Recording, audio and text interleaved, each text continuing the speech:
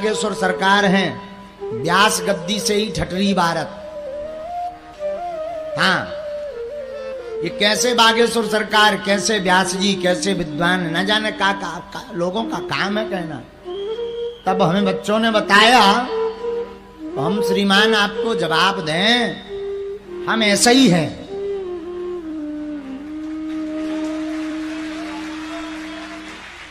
पहली बात तो हम ऐसे ही हैं, और ठठरी को बंधो।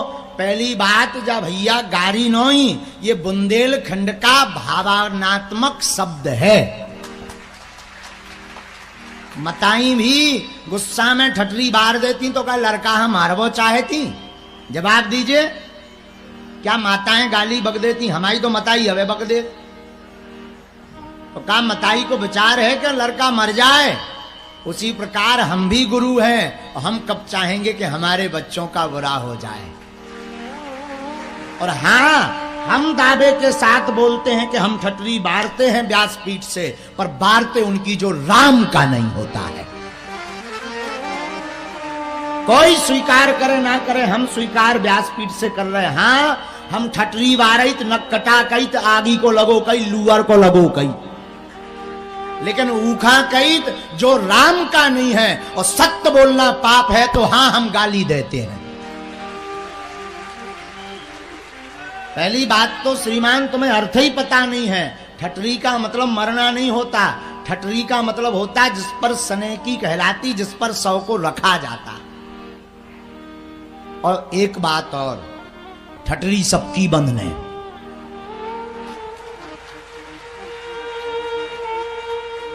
विवेकानंद रामकृष्ण परमहंस, देवराहा वाले बाबा, कृपा जगत गुरु कृपालु जी महाराज, और बड़े बड़े सम्राट राजा, वे नहीं बचे तो हम तुम कौन खेत की मूलियां हैं।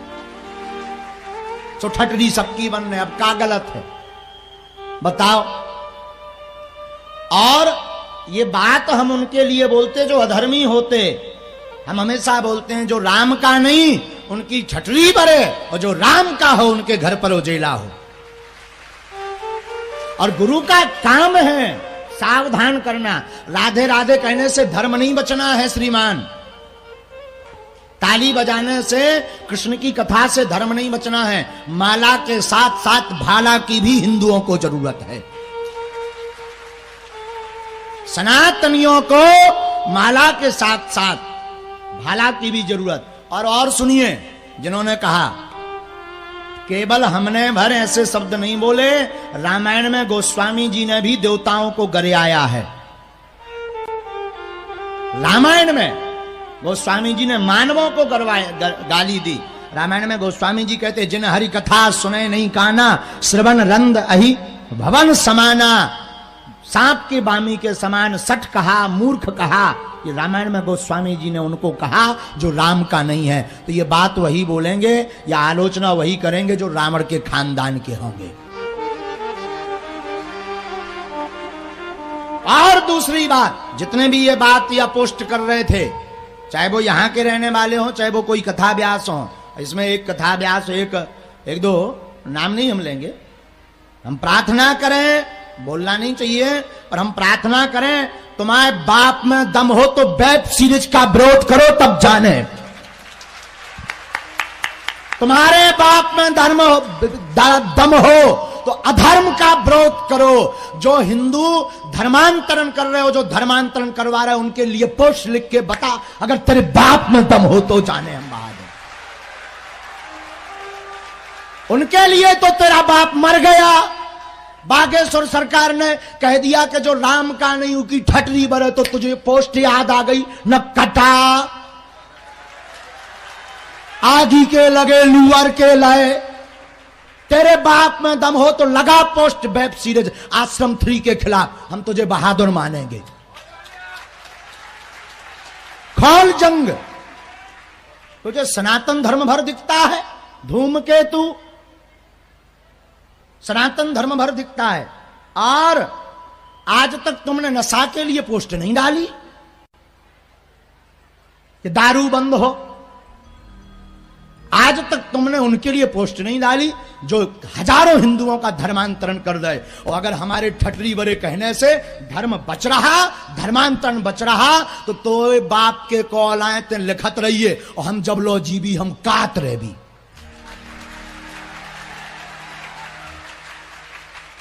ये हम बोल रहे हैं, इसलिए बोल रहे हैं क्योंकि हमें धर्म के खिलाफ एक अक्षर भी पसंद नहीं है, क्योंकि हमारा पूरा जीवन सनातन के लिए है। और हमने कभी भी व्यासपीठ से अपने श्रोताओं को नहीं कहा, हमारे बागेश्वर धाम के या सनातन धर्म के जितने लोग हैं उनको हमने यही कहा, ये हमारे सिरमौर हैं सनातन धर्म और हमारे बागेश्वर के श्रोता। सनातनियों को लिए हमने आज तक नहीं बोला, हमने बोला हां बोला और बोलते हैं। उनको बोलते जो नशा करते, उनको बोलते जो मदरा पीते, उनको बोलते जो राम का विरोध करते, उनको बोलते जो राम की चर्चा नहीं करते, उनको बोलते जो कथाओं का विरोध करते, संतों का विरोध करते। हम उनकी ठटरी बारही मंच से और फिर बारही तो बाप के कोला जो करने सो कर ले। और एक और सुनो, भोपाल के एक संत हुए, संत श्री हृदय राम बाबा, बैरागढ़ भोपाल के हृदय राम बाबा हुए, जिन्होंने दर्शन किए होंगे। वो जब भी निकलते, हम तो बुंदेलखंड का भावात्मक शब्द, नक्कटा कोई गाली है क्या? जवाब दीजिए, नक्कटा कोई गाली है? ठटरी बरे कोई गाली है? दाई मताई गाली है, लेकिन संत हृदय राम बाबा तो दाई मताई करते और लोग उन्हें आशीर्वाद स्वरूप मानते थे। लेकिन वो संत हैं, हम मानव हैं, हम साधारण हैं, उनकी बात चल गई। लेकिन भैया हम ठटरी वरो ना छोड़ भी, हाँ जो ना हम छोड़ भी। और बात, एक बात और, जितने हमारे बच्चों को बड़ा दुख लगा, हमें पता लगा कि हमारे बच्चों को बड़ा दुख लगा जब उन्होंने किसी ने बोला, तो बच्चे सब दुखी होते बागेश्वर। बच्चों एक बात और, उनको बोलना बागेश्वर धाम से लगभग 70 कन्याओं के, गरीब कन्याओं के विवाह है, तब तुम्हारा बाप मर गओ तो बा पोस्ट काहे नहीं डाली। बागेश्वर धाम पर हर महीने 1 लाख भक्त निःशुल्क भंडारा पाते हैं, वो पोस्ट क्यों नहीं डाली? बागेश्वर धाम पर कम से कम 100 मुसलमान परिवारों ने सनातन धर्म स्वीकार किया, तब आपने पोस्ट क्यों नहीं डाली? तब तुम मर गए थे का, तब तुम्हारी ठटरी काय नहीं बरी, काय नहीं बरी, पूछता है भारत। बताओ तब कहां थे?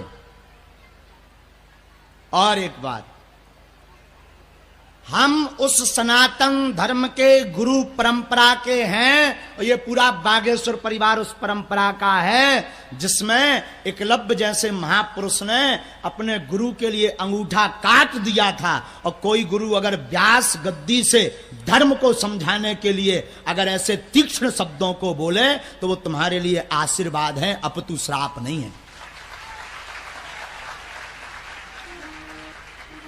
और बात, सनातन धर्म के लिए वर्तमान में पतन का मूल कारण भी कुछ इन जैसे दोगले हिंदू हैं।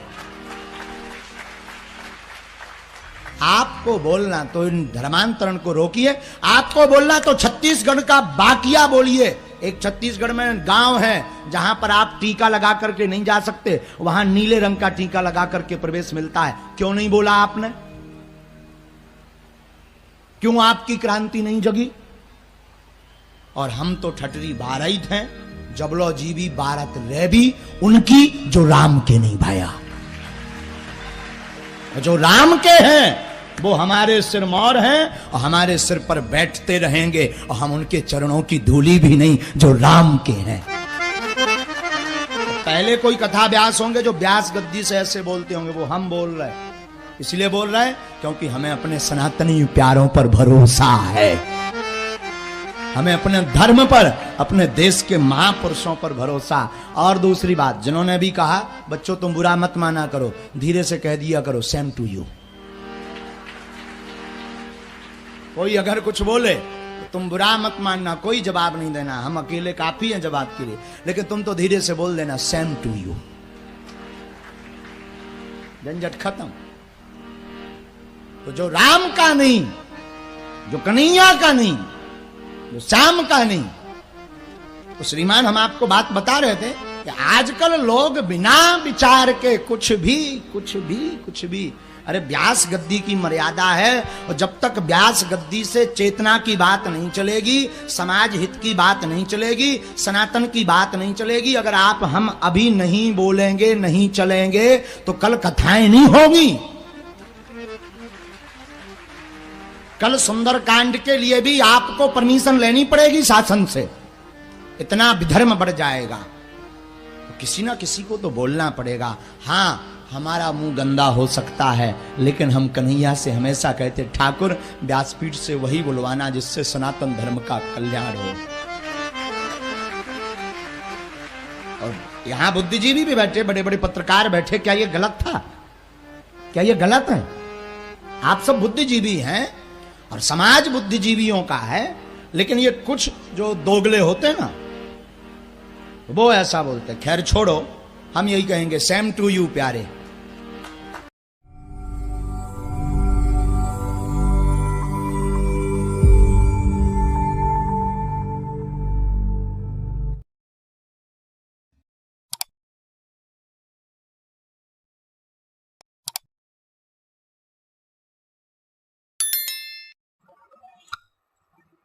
इसलिए हमने अपने समाज में भी प्यार से रहना। जैसे आपको कोई गाली दे देता है, कोई बात नहीं, आपके अंदर उतनी ही वापस गाली देने की फिर अंदर से कसक होती है, तो फिर तो भी आप भक्त नहीं बने, अभी आप में साधुता आई नहीं है।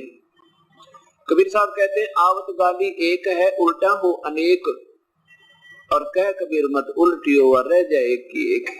एक ने गुस्से में आकर, क्रोध में आकर किसी के कहने सुनते या मिसअंडरस्टैंडिंग पर, किसी की गलत धारणा से मान ले आपको कुछ उठपटांग कह भी दिया, तो आप उसका तुरंत प्रतिफल में बदला मत दो, उसका तुरंत जवाब मत दो। फिर वो एक देगा, एक और दे देगा, वह दो ना हुए, दो जब होगी जब आप उल्टी दे दोगे। उल्टी गाली आप उसको पकड़ाओगे तो वो 20 और सुनाओगा, और फिर हाथापाई हो जाएगी, और फिर हानि ना जाने कहां तक पहुंच सकती है। इसलिए क्या बताते हैं कि आवत गाली एक है उल्टा हो अनेक, कह कबीर ना उलटियो व रहे एक की एक। गाली ही से उपचे और कलह कष्ट और नीच, हार चले सो संत है वे लाग मरे सो नीच। अब गाली ही से क्या होता है कि हाथापाई हो, झगड़ा वगड़ा हो गया, और फिर ना जाने मौत भी हो जावा किसी की। गाली ही से उपचे कलह कष्ट और नीच, नीच माने मृत्यु।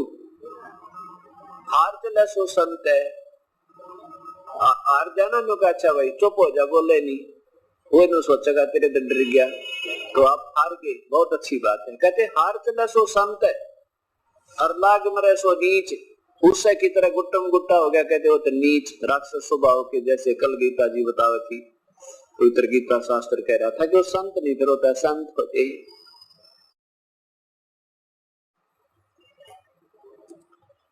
अब हमने अपने संस्कारों को भी पूरा करना है, साथ में अपने अंदर बहुत ज्यादा सुधार लाना है, ताकि आम समाज भी ये कह भी भक्ति हो तो ऐसे संत भक्त हैं तो ये हैं जिनमें बीड़ी शराब मांस तंबाकू का कोई व्यसन ना हो, और झूठ बोलकर अपना धंधा नहीं बढ़ावे, किसी की आत्मा दिखाने के लिए झूठ ना बोले। अब जैसे रिश्वत लेते हैं या 2 नंबर का काम करके, दुनिया को धोखा देकर, कोई मिलावट करके, या कोई डुप्लीकेट चीज ओरिजिनल समझ कर बेच के पैसे तो कमा लेंगे आप, लेकिन वो पैसा फिर बहुत बुरी तरह जाओगा आपका। मनमाने कोई बालक बीमार हो जावे या स्वयं को कोई बीमारी लग जावे, लाखों रुपए लगे, और फिर वो पैसा भी जावे, अशांति भी, और साथ में जिस दुष्कर्म के से वो धन एकत्रित किया था, वो पाप कर्म तो जोके तो जमा है आपके, और वो धन रहा नहीं जो आपने गलत तरीके तो अपना था, बल्कि कष्ट में होकर गया। इस प्रकार हमने इन बातों को ध्यान रखते हुए अपने अंदर बहुत सुधार लाना, क्योंकि परमात्मा का एक नियम है कि जैसे कर्म और साथ में जैसा भी आपका संस्कार, जो भी आपको मिलना है, उस परमात्मा ने आपको बांट रखा है जीवन में कि तुझे इतना धन मिलेगा, इतनी तेरी संतान होगी, इससे कम बत्ती नहीं हो सकता, चाहे कोई कितना सिर पटक ले। उससे अधिक करने के लिए यदि हम चेष्टा करते हैं गलत तरीके से, तो फिर वो बहुत हानि का कारण बनेगी। लेकिन प्रभु को याद रखते हुए, परमात्मा के संविधान को सामने रखते हुए अपना प्रयत्न जरूर करे, दैनिक कर्म अवश्य करता रहे, प्रभु पर छोड़ दे इसका लाभ और हानि।